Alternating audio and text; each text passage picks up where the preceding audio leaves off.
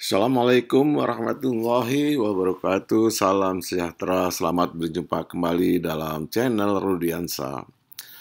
Dalam video-video saya sebelumnya telah disampaikan analisis-analisis ekonomi yang terkait dengan tabel input-output dan IRIO. Pada kesempatan kali ini saya akan mencoba menyampaikan analisis perekonomian Provinsi Riau berbasis tabel IRIO tahun 2016. Baik, jadi seperti telah saya sampaikan pada video sebelumnya bahwa tabel IRIO ini menyajikan gambaran tentang hubungan timbal balik dan saling keterkaitan antar wilayah dan antar kegiatan ekonomi dalam perekonomian secara menyeluruh. Bentuk penyajian tabel IRIO adalah matriks, di mana masing-masing barisnya menunjukkan bagaimana output suatu sektor di suatu wilayah dialokasikan untuk memenuhi permintaan antara dan permintaan akhir wilayah lainnya dan wilayah yang bersangkutan. Sedangkan masing-masing kolomnya menunjukkan pemakaian input antara permintaan akhir yang berasal dari wilayah lain dan wilayah yang bersangkutan, serta input primer suatu sektor dalam proses produksinya. Jadi tabel IRIO ini dalam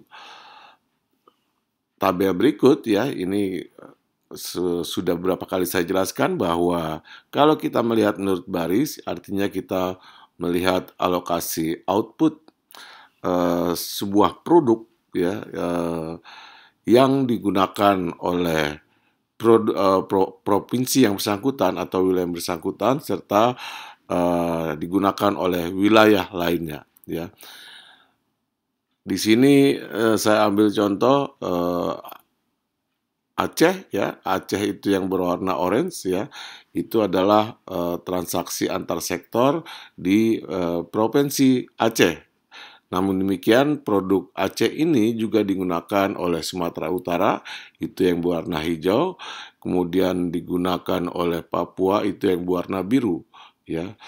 Selain itu, output dari Aceh juga digunakan untuk permintaan akhir, seperti konsumsi rumah tangga, ya, kemudian konsumsi pemerintah, ekspor, pembentukan modal, ya, oleh Aceh sendiri, serta digunakan oleh Sumatera Utara juga dalam memenuhi permintaan akhir ya dan seterusnya. Nah, itu kalau kita membaca tabel IRIO menurut baris.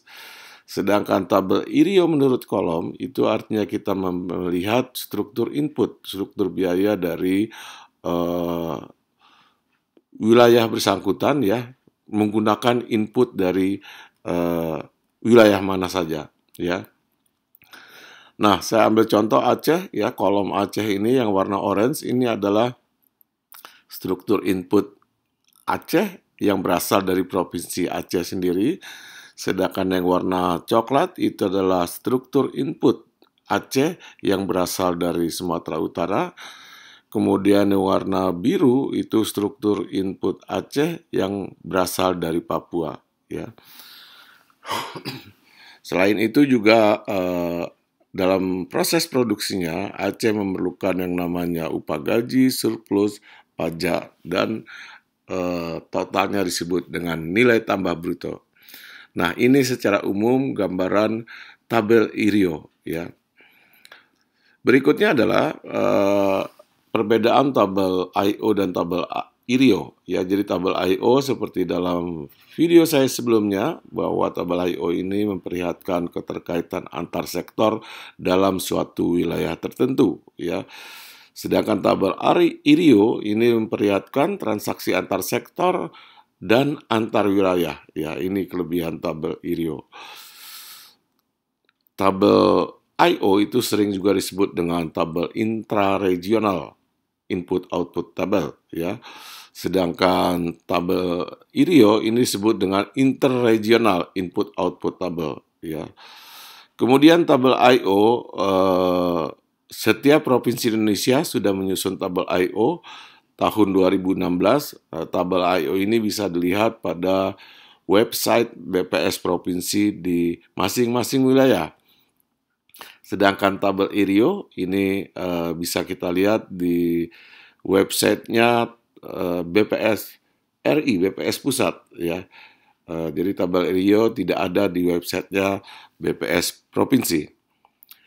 Baik, sekarang kita masuk saja analisis perekonomian Riau.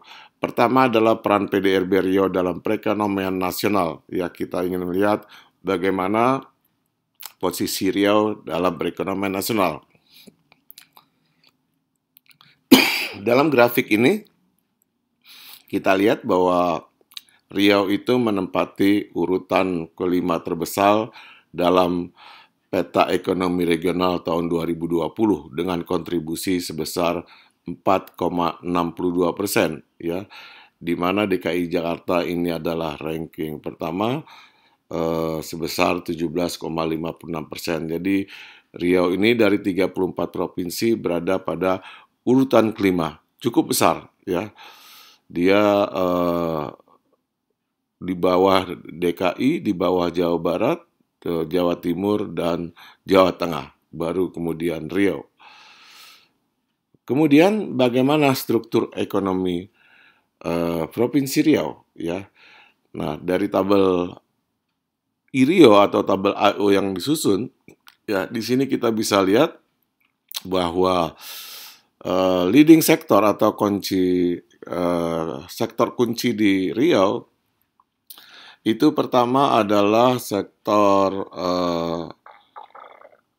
industri makanan, ya, dengan kontribusi sebesar 15%, ya. Kemudian sektor pertambangan migas, ya, dengan kontribusi sektor perkebunan kontribusinya 13%, pertambangan migas itu kontribusinya sebesar 10%, perdagangan dengan kontribusi 10%, ya, dan industri migas, ya, dengan kontribusi 8%. Nah, ini adalah 5 sektor kunci di Provinsi Riau, ya, yang mempunyai nilai tambah yang cukup besar, ya, dalam pembentukan PDRB Riau.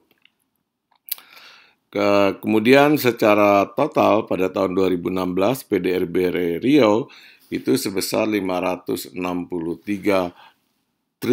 ribu triliun, ya, 563 triliun, ya, ini satuannya dalam miliar, ya. Jadi dengan posisi ini Riau menempati urutan kelima PDRB-nya dalam perekonomian nasional, ya. Berikutnya adalah struktur permintaan dan struktur penyediaan, supply dan demand. Dari tabel ini kita lihat, ya, total output itu sebesar 1.199 triliun rupiah, ya, di mana 1.199 ini digunakan untuk memenuhi permintaan antara sebesar 430 triliun dan permintaan akhir sebesar 769 triliun, ya.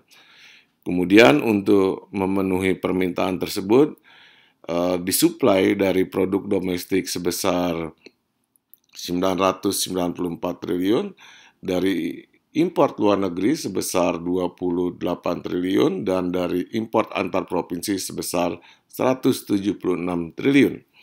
Ya. Nah, ini adalah struktur supply dan demand Provinsi Riau. Berikutnya adalah kalau nilai tadi kita buat dalam persentase supaya lebih mudah menganalisisnya. Jadi struktur permintaan, ya, itu 64% merupakan permintaan akhir, sedangkan 36% itu merupakan permintaan antara, atau sebagian besar output Riau itu digunakan untuk memenuhi konsumsi akhir, ya, baik itu berupa produk domestik, produk impor luar negeri, dan impor antar provinsi, ya. Saya ambil contoh di sini, produk domestik, ya, dari total produk domestik Riau yang dihasilkan oleh Riau sendiri itu untuk memenuhi konsumsi akhir sebesar 65%, sedangkan memenuhi permintaan antara sebesar 34%. Ya, demikian juga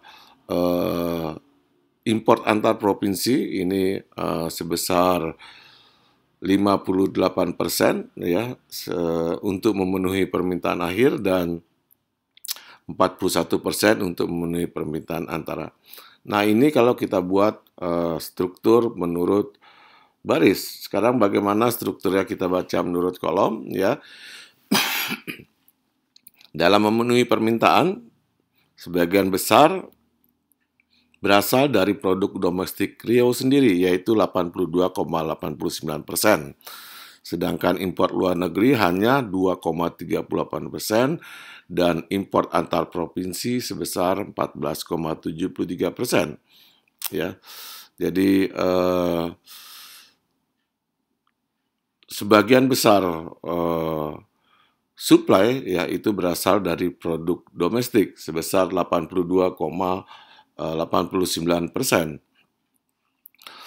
Yang menarik adalah bahwa komponen permintaan akhir atau konsumsi akhir, yaitu konsumsi rumah tangga, di sini produk domestik ya itu untuk memenuhi permintaan konsumsi antara sebesar 60%.